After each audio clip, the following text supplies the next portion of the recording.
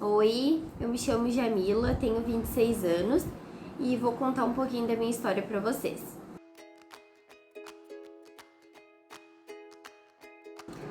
Então, em dezembro de 2014, eu descobri que estava grávida.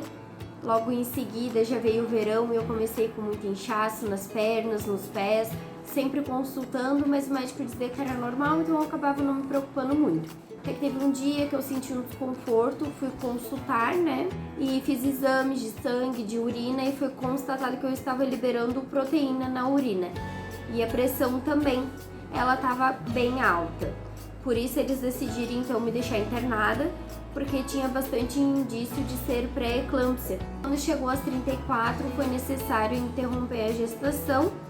Ele nasceu com 1,875 kg, ficou na UTI até fechar os 2 quilos. Sempre os médicos diziam que após o parto tinha um prazo de até 6 meses, em torno de 10 meses, para normalizar a função renal, parar de liberar proteína na urina, a pressão baixar, mas não aconteceu. Até que em 2017 eu tive um novo episódio de inchaços nas pernas e nos pés. Fui novamente para emergência. Lá foi constatado que a minha parte renal estava bem debilitada. E então veio a notícia de que eu tinha glomerulonefrite membranosa. A glomerulonefrite é uma doença rara, hereditária. Ela atinge os glomérulos dos rins, prejudicando então o funcionamento dos mesmos, né? E aos poucos o rim vai parando de funcionar. Ainda tinha chance de tentar controlar com remédios antes de ir para hemodiálise. Então, em julho de 2018, eu fui visitar minha irmã em Recife. Nesse estágio aí, né, eu já estava com a pressão muito alta, difícil de controlar, com medicações. Sempre ela tinha uns picos, subia demais e eu estava com uma anemia muito grave. Mas, mesmo assim, fui autorizada, vim passear e tudo mais, até que um dia minha pressão chegou muito alta e eu tive um infarto ocular no olho esquerdo. Como eu estava por aqui, a gente foi no banco de olhos aqui da região, né? Entramos em contato com o doutor Diego, né? E ele informou que no dia que eu chegasse de viagem, eu já teria que ir então para o hospital de pronto-socorro de Canoas para ele ver o que seria possível fazer, né? Mas que a princípio, pelo fato ocorrido, seria necessário já iniciar a hemodiálise, porque os remédios já não estavam mais dando conta, né? Quando o Dr. Diego viu o resultado, junto veio a notícia de que teria que iniciar então a hemodiálise.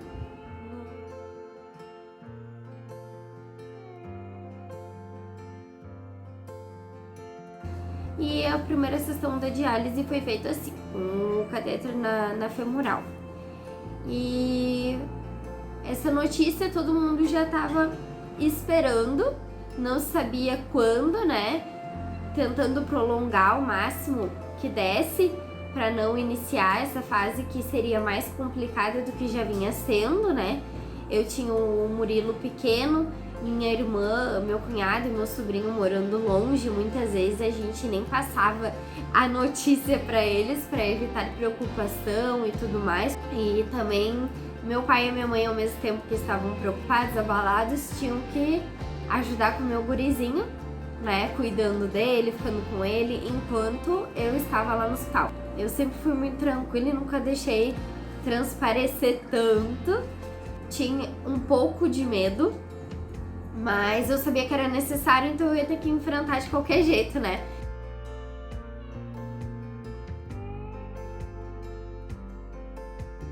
Que eu perdi o total de 5 litros em 2 sessões. Então daí eu fiquei internada até ser possível colocar o catéter na região jugular, porque eu não podia sair do hospital com o catéter na femoral, porque o risco de infecção era muito grande, em casa não ia ter o mesmo suporte que tinha no hospital. Então sempre que eu chegava lá, eles me pesavam para ver quantos ml eu tinha tomado, né, no período que eu fiquei sem a sessão de diálise. Então eu fazia na clínica toda segunda, quarta e sexta, tinha duração de 4 horas e meia. Nesse período eles tiravam então a quantidade de ml que eu tinha ingerido nos outros dias que não tinha a sessão. Era tranquilo, podia ler, podia dormir, podia conversar, porque o pessoal, né, acaba criando muita intimidade, acaba criando um laço, então tu acostuma com as pessoas. Então, quando tinha aniversariante do mês, a gente fazia festinha também, era muito legal, muito um momento de descontração, né, pra nós, que todo mundo olha pra gente com aquele olhar de pena, ai, coitadinha, tão novinha fazendo hemodiálise. Eu nunca dei bola pra isso, particularmente, sempre fui muito firme, muito forte, não apresentava as minhas fraquezas, né, tentava me manter firme, até porque tinha toda a família junto, então se eu ficava mal, eles ficavam mal também, então eu procurava evitar isso, né, pra não ficar todo mundo depressivo, né? Pra quem não iniciou a hemodiálise ainda, é um pouco desconfortável, mas é muito melhor do que se imagina. Ela te dá um conforto também depois da sessão, né? Dá um alívio por tu conseguir respirar melhor, porque quando a gente ingere mais líquidos do que o que pode, a gente fica com falta de ar, principalmente para quem já tava com anemia severa, que nem eu. Então, eu peguei uma época de verão, peguei inverno. A pior é o verão, né? Porque a gente quer muito saciar a sede tomando água e não pode. Então, vou dar uma dica pra vocês que eu fazia. Eu pegava umas pedrinhas de gelo e ficava chupando até derreter pra matar a minha sede. Eu tive diversas internações, mesmo após tendo iniciado, né, a hemodiálise, devido à minha pressão. A minha pressão era muito difícil de controlar, então teve um dia que a minha pressão subiu muito mesmo, e consequentemente acabou me dando uma dor de cabeça muito forte. Foi a minha internação mais grave, eu acho, que eu tive crises convulsivas. E as crises convulsivas levaram à parada cardíaca, então eu precisei ficar entubada no hospital. No outro dia acordei super bem, porque eu não lembrava de nada que tinha acontecido, né? Tava dopada de tanto remédio. Olhei pro lado, enxerguei a minha mãe e disse: ué, mas não era tu que tava comigo ontem? Ah, daí me explicaram o que tinha acontecido, mas eu sempre encarei muito bem tudo isso. Como eu disse, né? Sempre firme, sempre tentando me manter firme. Procurava ficar triste quando tava sozinha, mas mesmo assim era difícil, né? Quem tem criança pequena dificilmente tá sozinha. Eu tinha acompanhamento tanto com a doutora da clínica, quanto atendimento, né, externo com o doutor Diego, que, aliás, sempre me dando o suporte, né, necessário. E durante uma sessão de hemodiálise, a doutora da clínica veio me perguntar se eu queria entrar para a lista de transplantes que eles mesmos encaminhavam. E então eu simplesmente decidi que queria ir, pronto. Elas que eu tinha um tempo para pensar e tudo mais, conversar com a família, mas eu não, pode colocar meu nome sim, eu quero. E no outro dia levei tudo preenchido já. Então eu entrei para a lista de transplantes. Como ao longo desse período a doença foi piorando muito, a minha pressão também acabava, né, me deixando muito debilitada. Quando eu tive a primeira consulta lá na Santa Casa, meu pai já perguntou se ele podia fazer o exame para ver se era compatível ou não. Como ele é ansioso, então ele foi o primeiro a se candidatar, né? Então a gente fez o exame. Não deu compatível, né? Mesmo sendo pai, às vezes as pessoas acham, vai dar compatível com certeza. Mas não aconteceu. Então, a segunda pessoa a ir na consulta comigo e se disponibilizar também a fazer o exame foi a minha mãe. A minha mãe também fez o exame. E todo mundo falava também, vai dar 100%, vai dar tudo certo, não sei o quê. Não deu também compatível. Então, nenhum dos dois deu compatível. E sempre tinha um amigo ou algum familiar, não, pode deixar, vou doar, como é que faço para fazer os exames? E nisso o meu primo Jefferson se dispôs a fazer também um exame de compatibilidade. Também não deu compatível. Depois dele teve o meu primo, o Alan, também. Para mim já era uma vida normal, né? Eu seguia na hemodiálise toda segunda, quarta e sexta, na esperança de aparecer um doador cadáver, que eu estava, digamos que, preparada psicologicamente, sim, para receber, né, esse órgão. Eu sempre tive muita resistência em alguém próximo, até o meu pai, a minha mãe e a minha irmã fazerem o exame, porque eu tinha muito medo que acontecesse com eles o mesmo que aconteceu comigo, né? Como era uma doença hereditária. E até então a gente não tem nenhuma pessoa viva na família que tenha a mesma doença que eu. Então eu sempre tinha muito medo que eles passassem a desenvolver a mesma doença. Oi gente, eu sou a Nádia, tenho hoje 30 anos, sou irmã da Jamila e descobrir a doença dela pra gente, da família, foi desesperador, porque ela bem mais calma que nós, mas a gente não sabia o certo que estava acontecendo, né? A gente não sabia a profundidade e a gravidade da doença, a gente não tinha muita noção do que estava por vir, né? E a gente tinha muita preocupação dela ter o Murilo muito pequenininho. E bem quando a gente descobriu a doença dela no final de 2017, eu estava me mudando para Recife.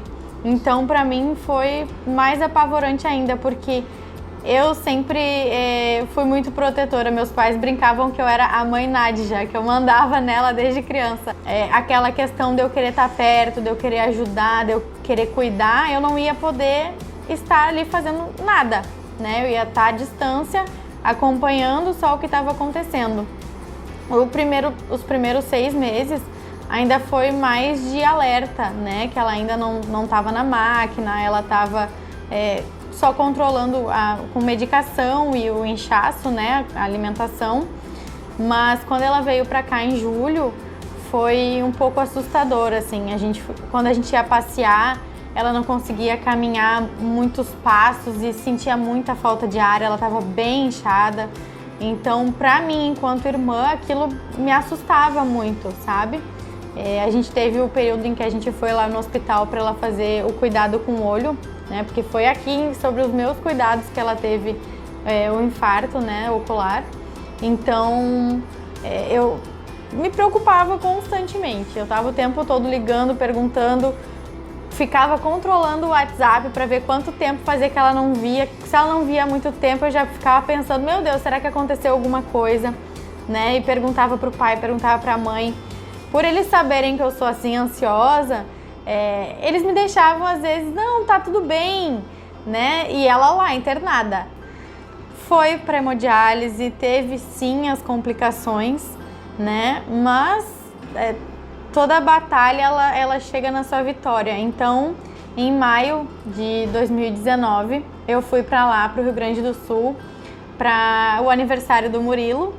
E eu disse, não, eu vou fazer o exame sim, né? Porque a preocupação dos médicos era que a doença dela não tem uma causa específica.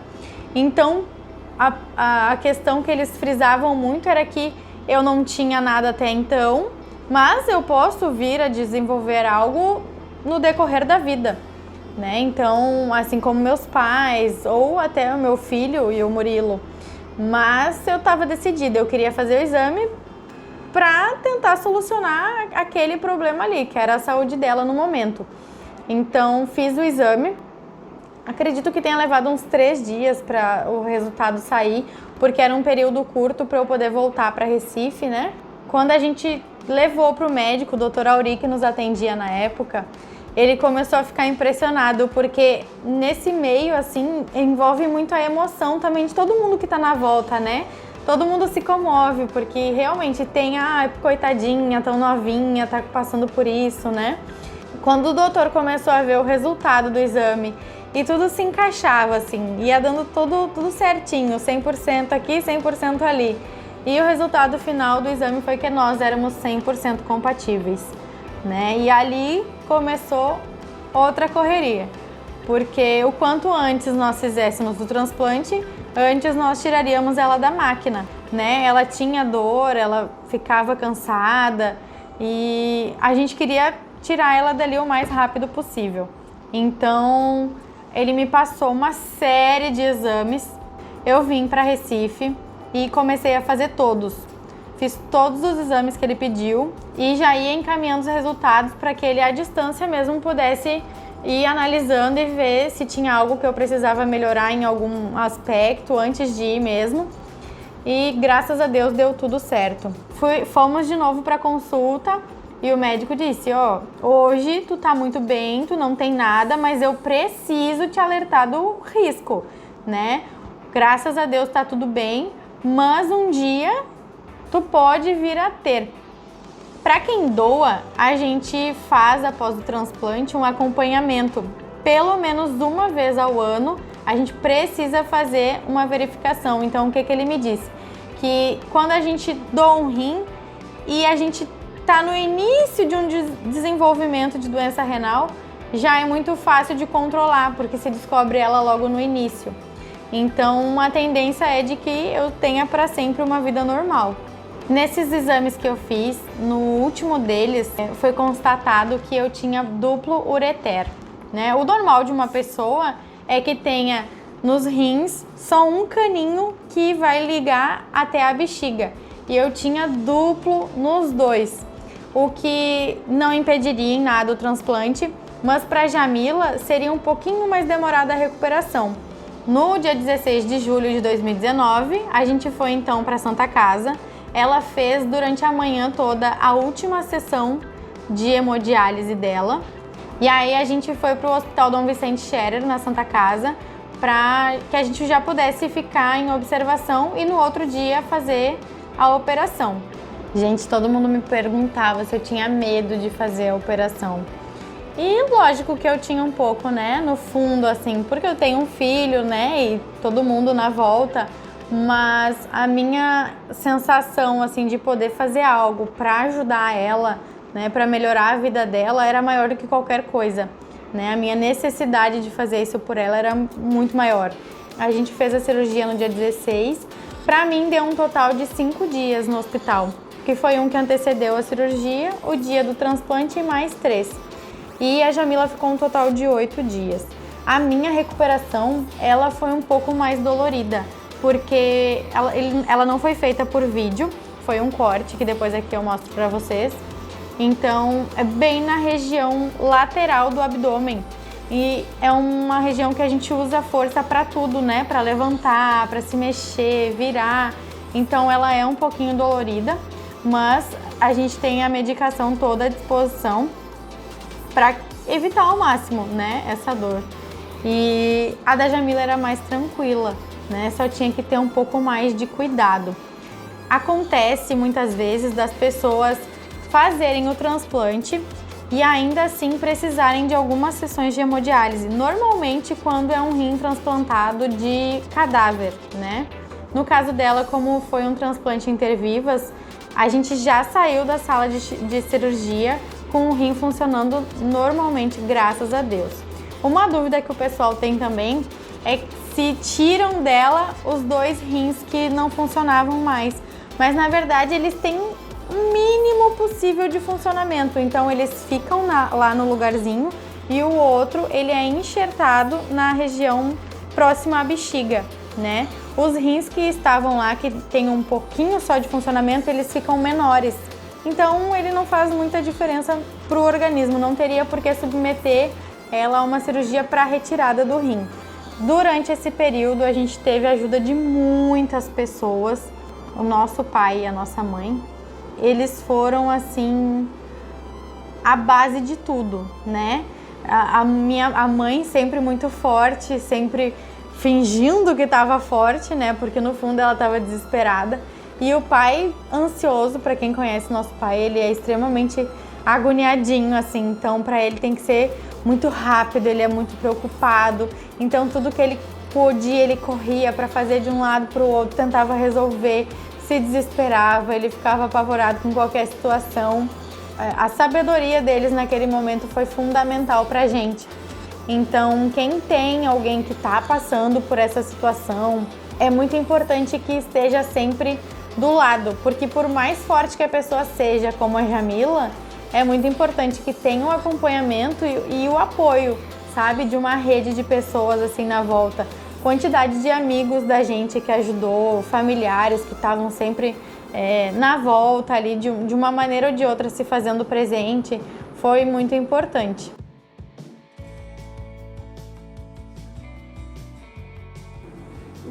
hoje que a gente tá aqui gravando esse vídeo, já passou 2 anos e 8 meses desde o dia do transplante. Nesse período eu tive poucas intercorrências, tive 3 infecções urinárias, tratei com antibiótico, mas nada que precisasse de um tratamento mais cuidadoso, mais que fosse tão grave assim, né? Então, já tive Covid também nesse período, graças a Deus foi tranquilo. Então, claro, né, seguir fazendo o acompanhamento, né, com a equipe de transplante, tomar as medicações certinhas, cuidando, né, sempre pra não bater ali na região do rim, onde ele fica, onde ele foi enxertado. E no mais, vida normal, tudo certo. Dá pra aproveitar, dá pra curtir uma praia, dá pra viajar, tudo certo. É isso aí, gente. Se vocês têm alguém, conhecem alguém ou estão nessa situação, o importante é não perder a esperança, né? Seguir sempre em oração, procurar o máximo de apoio possível, porque é uma situação delicada, muitas vezes difícil, né? A gente, graças a Deus, sempre teve pessoas que estavam cuidando da gente, mas é muito importante, quanto mais pessoas na volta, melhor. E quem achar importante também, teve o período ali, quando eu iniciei a hemodiálise, que eu iniciei também o tratamento com a psicóloga. Para quem achar importante, é bom também. Às vezes a gente não consegue desabafar ou falar o que tá sentindo para alguém próximo, mas nessa consulta a gente consegue passar os nossos medos, nossas inseguranças, nossa fé e a nossa esperança também, né, de que vai dar tudo certo. É uma pessoa diferente, é uma pessoa de fora, mas que consegue te ajudar de uma forma melhor também a como encarar essa situação. Então, não percam a esperança nem a fé em Deus. É isso aí. Um beijo pra vocês.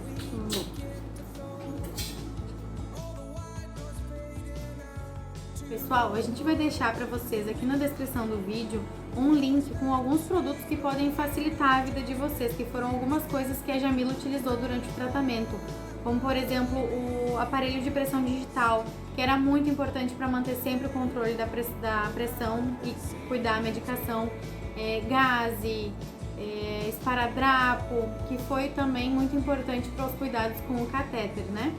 Então, se vocês acreditarem que seja mais fácil, tá aqui embaixo o link. E muitas vezes vocês vão encontrar mais barato na internet do que em farmácias. Então a gente já vai facilitar aqui. E também, se vocês conhecerem alguém que passou, tá passando por uma situação parecida com a da história que a gente contou pra vocês, compartilhe esse vídeo, porque as pessoas não têm o conhecimento total do que acontece e isso pode trazer um conforto, tá bom? Beijo, obrigada!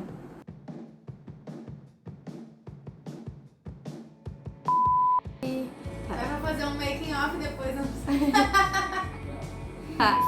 Corta essa parte. A gente tá gravando aqui esse vídeo. Ah, não, né, peraí. O que eu ia falar mais?